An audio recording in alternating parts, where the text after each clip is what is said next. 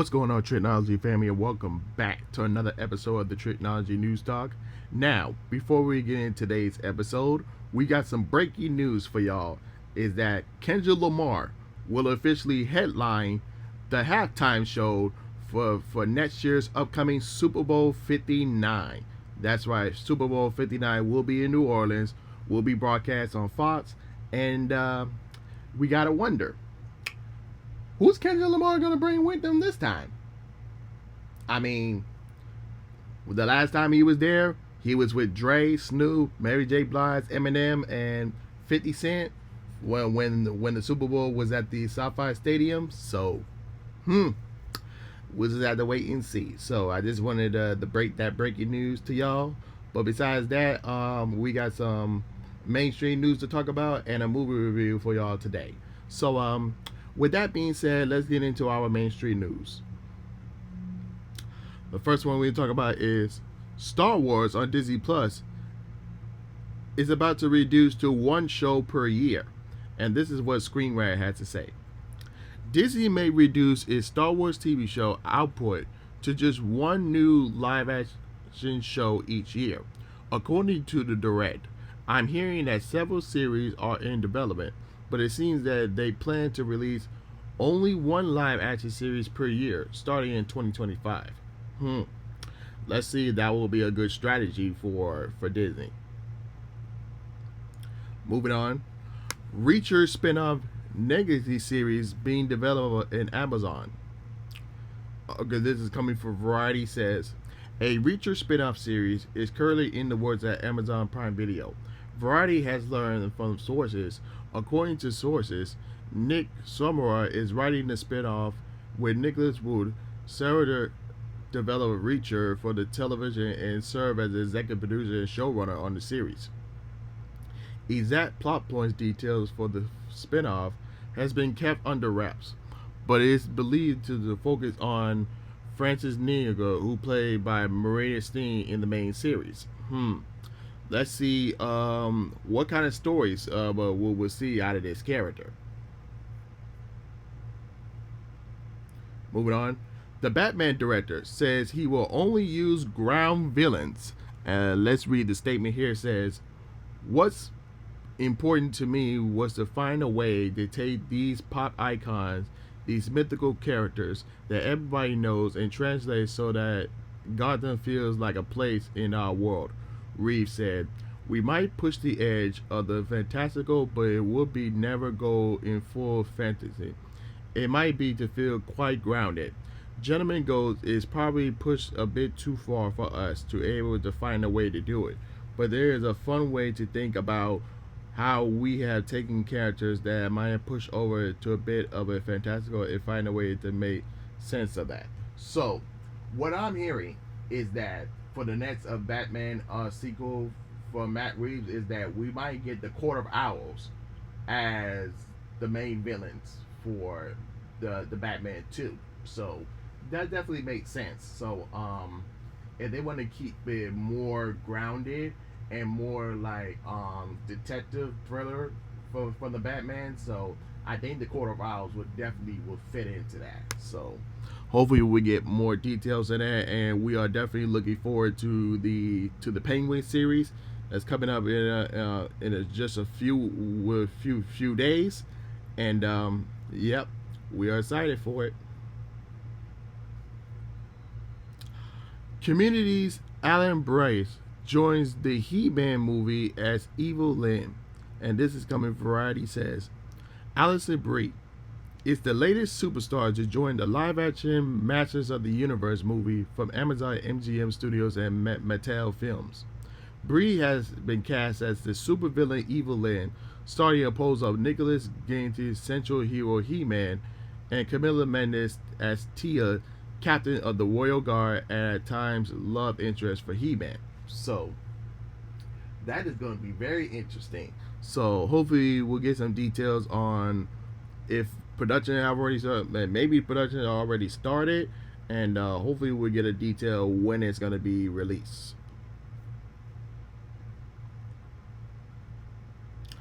We got some new details on a new entry coming to Disney's Hollywood Studios, and I got the details here. It says, deep in the shadows of Sunset Boulevard at Disney's Hollywood Studios, something delightful and wicked is about to take center stage in this all-new live production starring your favorite Disney villains, debuting in summer 2025. The creative minds of Disney Live Entertainment will transform Sunset Showcase into mysterious fleshy realms of the magic mirror. The show will feature appearances from dozens and most infamous evildoers with a feather foes like Cruella de Vil, Captain Hook, and Maleficent, each breaking through the glass to take the stage in live production numbers. Before these villains feature on take the spotlight at Sunset Showcase, guests will speed over for another lap around the track as Lightning McQueen's Racing Academy before October 7th. Never the ones to shy away unexpected. Disney's villains appearance in this new show comes into addition to the future villains themed land announced for Magic Kingdom during the D23, the Ultimate Disney Fan event. Keep an eye right there on Disney Plus vlog, and we will reveal more about this production and all new experiences coming to our parks, cruises around the world. So, we got a detail there that the Cars Lightning Lane McQueen Academy will be demolished and will be gone, and this new villain show will be taken over. So, that's one detail out of the way, but we still don't know on where the Monsters Eat Land is gonna go. So, hopefully we'll get some more details on that. Marvel reportedly canceling Blade and Armor Wars, and this is coming from Superhero Hype says, amongst Marvel multiple upcoming movies, Blade and Armor Wars are projects that have been facing multiple delays, and since their intentional announcement, with Marvel looking to reduce a number of movies it launches in a year, multiple reports says that either Blade, Armor Wars, or both films could be canceled by Marvel Studios. Listen, all you need to do is just to make things better. If you can't make things better, then for the fans, why bother? So, I know Mahershala Ali may be gone. I don't know if he still wanted to do Blade anymore, but for most of us, we want Wesley Snipes back, and I don't know what's the deal with Armor Wars. So, Disney, Marvel, y'all got to get these things together. That's the only thing I can say.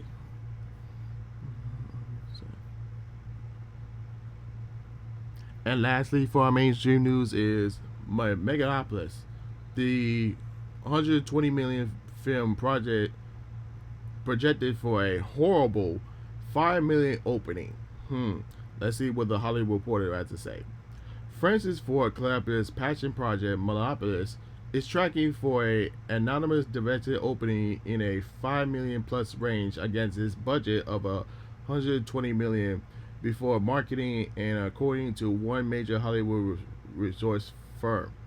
Another leading service thinks that it could come in between a 6 million to 8 million. Either way, that will rank amongst the lowest wide launches in reverse filmmaker's career, and put the movie in danger, incurring major losses. So, we could be looking at a flop here, despite if the movie is good or not. So, that does not look good, y'all. And that's it for our mainstream news. And let's get into our movie review today. And we'll be talking about Beetlejuice. Oh, you almost got me there. I'm not gonna say it 3 times. So, yeah. So, Beetlejuice 2. The legacy sequel to the first Beetlejuice that came in 1988, and this one stars Michael Keaton, Winona Ryder, Catherine Ottaway, Justin Tim, Monica Budd, Jenny Ortega, and Willard Dafoe. And let me just say this: I had a real great time with this movie.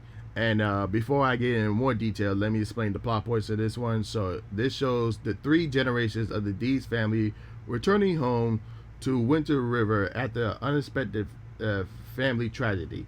Still haunted by Beetlejuice, Linda's life soon gets turned upside down where her rebellious teenage daughter discovers a mystery portal to the afterlife. When someone says Beetlejuice's name 3 times, the meretricious demon Geneful returns to unleash his very own brand of mayhem. So, let me give you my thoughts on Beetlejuice.